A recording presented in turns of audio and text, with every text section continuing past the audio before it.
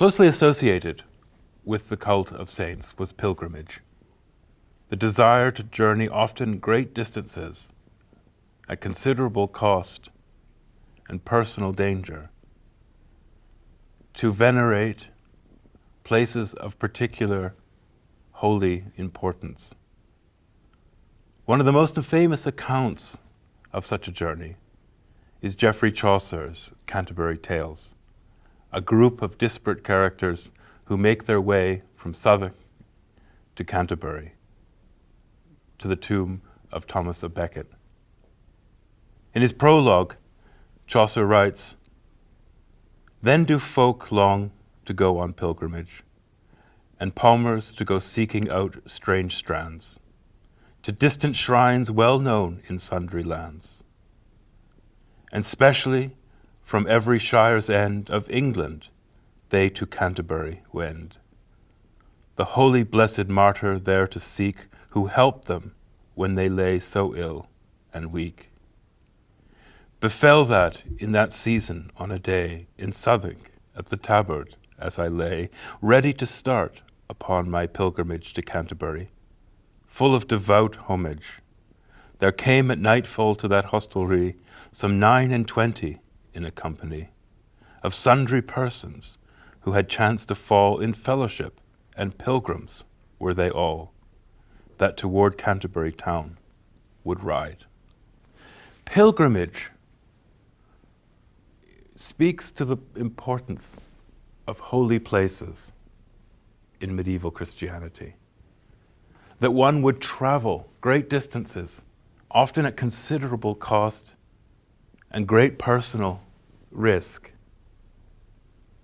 to visit shrines where the remains of the holy saints were to be found, there to find places where intercessory prayers could be made, where healing might be found, or other forms of divine favor, not simply for oneself, but for others, particularly those in purgatory.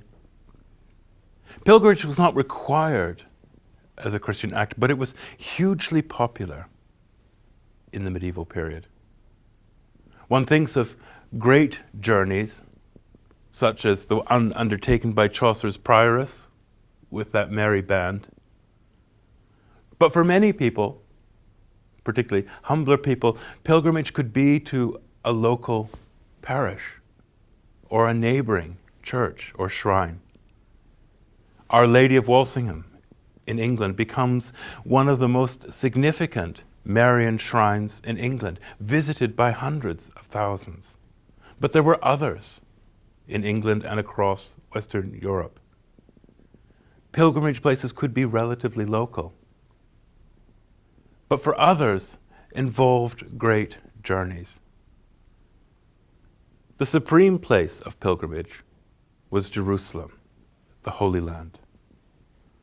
And medieval literature is full of both literal and allegorical descriptions of the journey to that holy place. But in the wake of the Crusades, the Holy Land was no longer very accessible. Only a very small number of people could manage the journey or were permitted to enter the city of Jerusalem. Pilgrimage, therefore, became something internal within Europe, that people traveled within their own lands or to neighboring lands.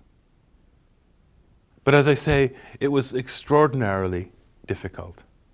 One risked the danger posed by brigands or all manner of people who sought to fleece you of your goods.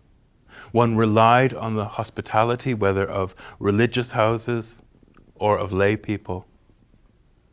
One had only what one could bring with you. It was a journey undertaken in faith. And that journey was to seek out God's presence in the world in a particular way. Because as we've already said about the saints, their shrines were a kind of intersection of the divine and human, They came together in particular locations, and those locations were associated with particular rewards and benefits, just as the saints were associated with particular gifts and forms of power. In Western Europe in the Middle Ages, Rome, of course, was preeminent as a place of pilgrimage, and hundreds of thousands would make their way to the city. In the Jubilee year of 1300, it's said that over 100,000 were in the city, hoping for indulgences and other spiritual benefit. But Rome was not alone. Canterbury, made famous by Chaucer, after 1220, the shrine of Thomas à Becket. We have in Cologne, the German city on the Rhine, the remains of the three Magi, beautifully kept in a reliquary, which was an object of considerable veneration and the object and place of pilgrimage. Other places of pilgrimage included Santiago de Compostela, still very well known and well traveled in our own day. Here, the church, with its 18th century restoration, were the remains of the Apostle James. And people would travel across Europe to make their way to that shrine. Other places were associated with miracles of a perhaps more unusual type. In Germany, in Wilsnach, in 1383, there was a fire that destroyed the town and the church. Yet miraculously, 3 Eucharists survived. And when these Eucharists were recovered, the hosts, it was discovered that they had bled. This miracle of the bleeding Eucharist became associated with a whole series of stories that brought large numbers of people to the town.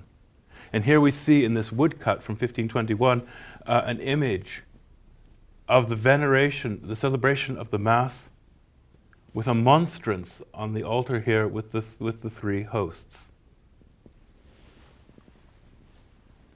Pilgrimage took people out of their locality. Most people in medieval Europe did not travel. So pilgrimage was also a form, and one gets this very clearly in Chaucer, of a kind of tourism, an encounter with other places, even other cultures and language, which was an extraordinary event for those who could manage to do it. But it was also closely associated with the act of penance, of putting right what you had done, a charitable act that would help to atone for one's sins. Pilgrimage literature proliferated in the medieval world. It was both devotional, but also had the element of kind of travel material, an exploration, an opening up of Europe. Pilgrimage was central to the whole mentality of medieval Christianity. The journey of the person to the holy place, the encounter with the holy, the intercession, and the receiving of benefits. But it also created communities of faith.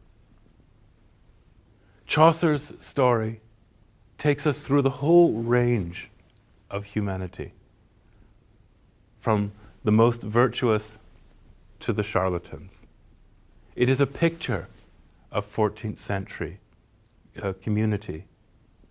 And it is the way in which their journey becomes representative of the whole aspiration of medieval Christianity to move towards those places associated with God's presence in the world.